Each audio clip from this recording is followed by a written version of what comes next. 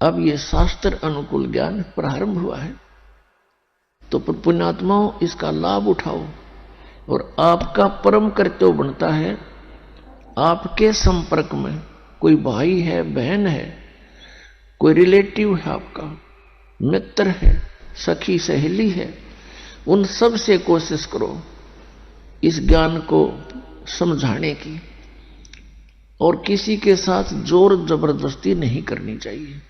प्यार से एक बार, दो बार, तीन बार, जब वो उखड़दाहा दिखे जब चुप हो जा, चंग्रता दिखे जब चुप हो जा, फिर किसी दिन जाकर धीरे धीरे प्यार से समझाओ। क्योंकि आप ये समझना कि हम भी इसी सची थी में थे।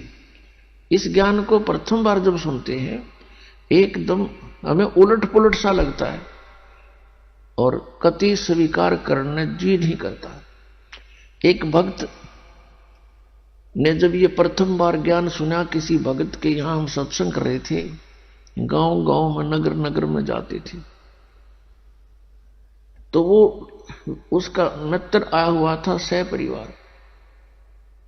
वो बाद में हम बैठ के थोड़ी सी संगत होती है, तो वो कहने लगा, महाराज आपकी बातों में मुझे कति अविश्वास है और मेरा उल्टी पड़न होगी जब आपने न्यू कहा ब्रह्मा विष्णु महेश नासवान है।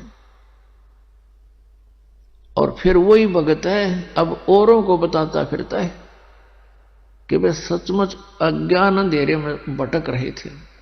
कहते हैं आत्म प्राण उद्धार ही ऐसा धर्म नहीं, और इससे बड़ा कोई पुण्य नहीं कि आत्मा का उद्धार करवा दे।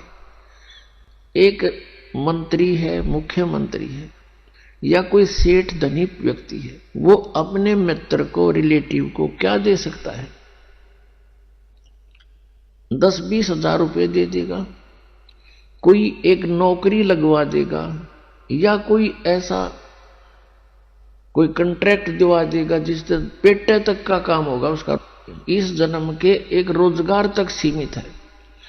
और इस मार्ग से अब इस जीवन में तो उसने थोड़ा बहुत राहत मिल गई, और मिले भी हुआ उसकी किस्मत पूर्व निर्धारित, तो उसी से कारण वो किसी मंत्री से, मुख्यमंत्री से, धनी से संबंधित होगा। वैसे नहीं हो सकता, वो भी किसी समय इसी प्रक्रिया से बने हुए संस्कार हैं उसके।